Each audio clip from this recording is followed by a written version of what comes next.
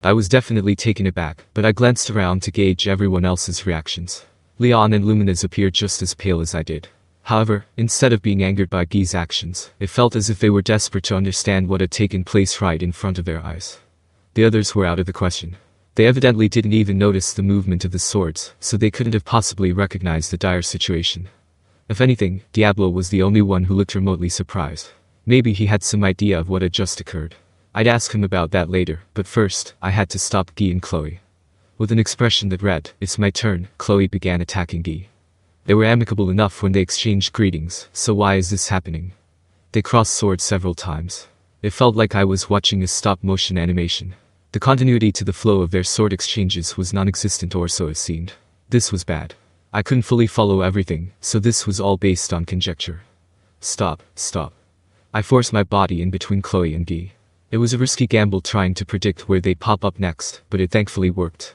Hey, don't do anything rash. You could have been cut down by mistake. That's right, Rimuru. Guy wasn't seriously fighting. He was just testing me. Although, I'm really happy that you were so worried about me, Chloe reassured me, adding a hug and planting a kiss on my cheek. This, too, was another stop-motion movement. I'll declare that this was unavoidable force majeure. Speaking of Chloe, right as she kissed me, she became small again. No, it was more like she became the original Chloe again. She then yelled, while turning red and shaking with anger, "Enough. How dare you hug Rimuru-san on your own, and even kiss? Was that Chrono just now?" I asked. Yes. We switched in the middle. Apparently, while Chloe was the one who blocked the first attack, Chrono took over for the rest of the battle. They looked completely identical, so telling the difference was a little challenging. As soon as Chloe calmed down, Leon picked her up and carried her in his arms. He yawned, "Rimuru, I greatly appreciate the fact that you helped Chloe, but I cannot allow you to get any closer to her. Enough already, you worry too much, Leon Oni-chan." After placing Chloe down on her chair, Leon stared coldly at Guy. "Guy, didn't you just say you wouldn't lay a hand on Chloe?" "Sorry. I was just testing her for a bit.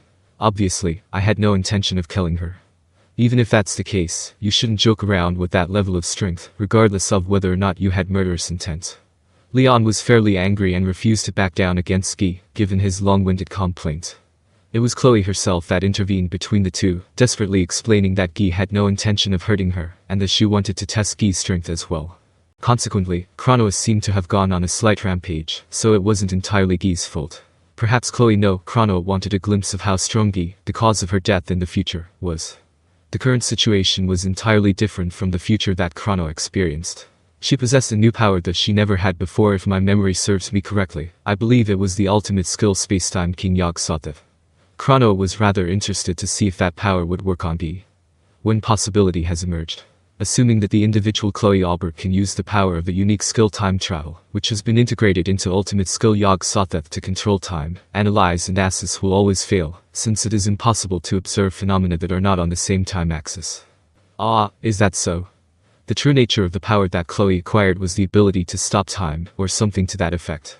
Raphael, too, was using analyze and assess on the inner workings of the unique skill time travel, but it'd still take some time before it got any conclusive results. It looked as though time travel had firmly been incorporated into Chloe's Yog-Sothoth. Well yeah, it's hard to understand something you can't even observe. In short, Chloe was the one who made that power her own. Well, the thought of that was already absurd. I also wanted to scream aloud that being able to stop time was basically cheating. Needless to say, I wouldn't be able to see anything even with my perceptual speed stretched by 1,000,000. There was no way for us, whose bodies yielded to the flow of time, to perceive events that happened in a frozen world. No, hold on a second. If we assume that is correct, then doesn't that mean those who can't reach that time-frozen world will never win against those that have, no matter how strong they are? Answer. That presumption is likely correct. Hey, you kidding me, right? As much as I didn't want to believe it, I had no choice but to at least acknowledge that potential. I mean, even Chrono was once killed by Guy. It was only natural that if someone could willfully stop time, then you never stood a chance. On the other hand, if we applied the same reasoning, didn't that mean Chloe could stand up to Guy right now? Even though she bore the appearance of a cute little girl, Chloe's strength had already surpassed mine. And with that realization, I broke out in a cold sweat without anyone knowing. In the end, Leon gave in and a settlement was reached. Just like you care deeply for Ramrus, I care deeply for Chloe. Keep that in mind. Leon warned, strongly insinuating that he wouldn't stand idly by next time, and sat down. I feel the same as well, Guy. I certainly admit that you are the strongest, but it would hurt to lose our cooperation, wouldn't it? Unless you are serious about antagonizing her, know that laying a hand on Chloe will make us enemies. Luminas seemed like she was also secretly upset and joined Leon in berating Guy. Normally, it would have been foolish to declare outright who you thought of as a loved one, but with Guy, the opposite was true. There was no stopping him if he truly became hostile towards Chloe. Those two thought of it this way, and so they demanded he not lay a finger on her. Okay. I don't want any trouble either. As long as she doesn't get in my way, I won't mess around with your precious thing. Surprisingly, Guy was rather understanding, and so the safety of Chloe was secured. Meanwhile, our beloved Chloe was far stronger than any of us, but it was probably better to keep that to myself. The sun was already setting when the meeting ended. Shuna had thankfully prepared dinner, so we moved to a different location and started the banquet. Or rather, there was no sign of anyone wanting to leave until we ate. On today's menu was kakuni pork well, a monster substitute with fried eggplant and tofu. That was paired with miso soup and freshly made rice, more specifically, a pure black rice called magic black rice as the sides. This wasn't one of our multi-course meals, given that today's meeting was unplanned, so I refused to hear any complaints. What is this? There's no tempura, Luminas grumbled aloud. Who knew she was such a big fan of it? It's alright, Luminas. This should be very tasty as well. You must not underestimate Rimuru's obsession with food. Hinata took my side out of nowhere. Not sure how I should take that kind of compliment if that's the only thing I'm getting praised for. Oh well, moving on. Thus, the banquet continued, and it appeared that everyone was satisfied. I see. Your country's dishes are somewhat okay too, Guy noted, sounding impressed. It has a strange taste, but at this level, I suppose it passes. Given how Leon completely finished his food without any complaints, I decided to take it as his way of praising me. What Hinata said is right. This is another abnormal dish, but it is remarkably delicious. It's amazing as usual. It's a taste that I've really missed. Getting another chance to eat this meal makes me glad to be alive. Luminas appeared content, and Hinata was extremely overjoyed. No, come to think of it, isn't this the first kakuni pork and rice she's had in 2,000 years? Maybe white rice would have been better. Thank you for your concern. I've already gotten used to these kinds of odd-looking foods. I see, that's a relief. If Hinata lived inside Chloe for 2,000 years, she would have seen a lot of varied dishes, and that explained her indifference towards the color. Even before that, she must have been unable to taste food, unlike Chloe.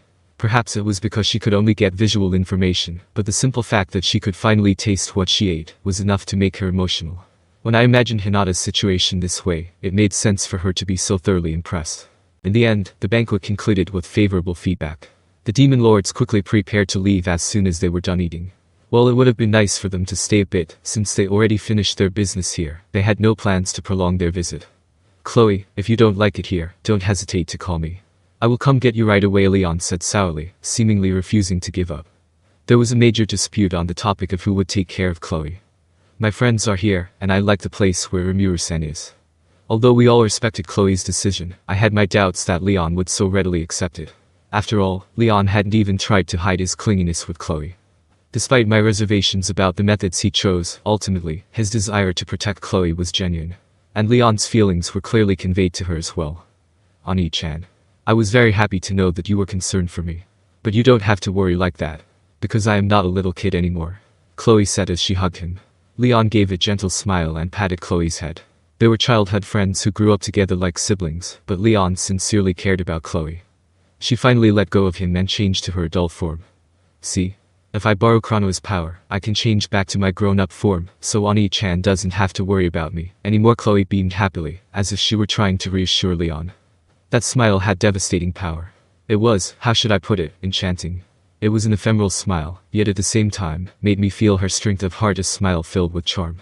I see. You have become an amazing woman. But that won't change the fact that I care about you. You may rely on me anytime, Leon declared to Chloe with a tender smile on his face.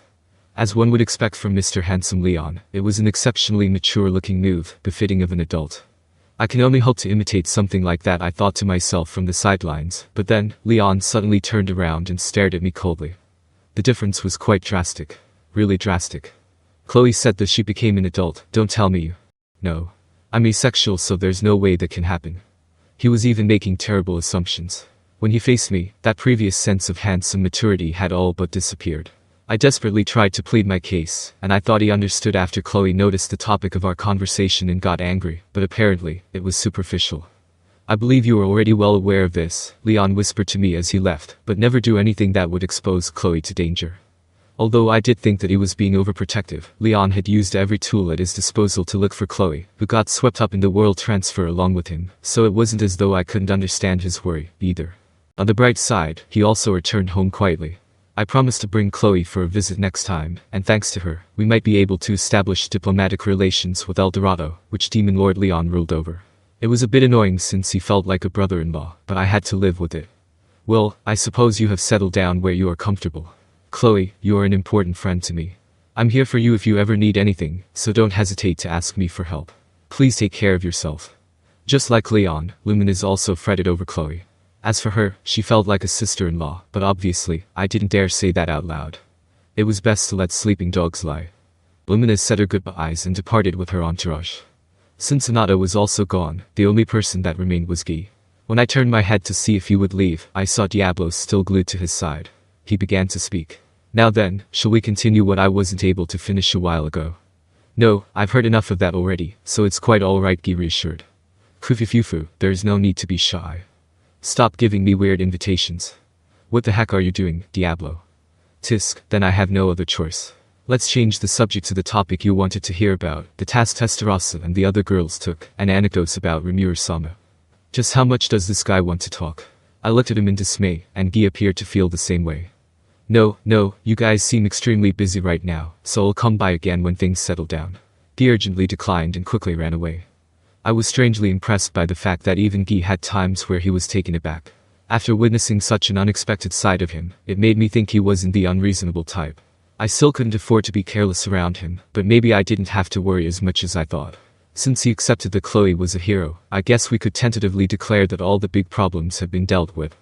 Now, the only things left unsettled were Yuuki's movements and the intentions of the Eastern Empire, where he ran off to. I would put aside whether or not we would trust Yuuki for now. A war, huh? I sighed quietly to myself. Solve one problem and another pops up. I felt depressed and thought about how nice it would be if things became peaceful again soon. In spite of the fact that it was a verbal agreement, it was still a notable achievement that we were able to establish cooperation with two different demon lords. If a war truly broke out, just having allied countries that you could trust was something that made you feel more confident. I could expect support and, worst case scenario, they could consider taking in refugees. Although, the best possible outcome was having no war in the first place. This all depended on how the other side acted, so all we could do was simply wait. Since there was nothing I could accomplish by complaining, I decided to devise countermeasures. First, we had to begin defensive preparations and ensure that if we wound up waging war with the Empire, we could handle them. Let's be prepared for anything, I silently strengthened my resolve.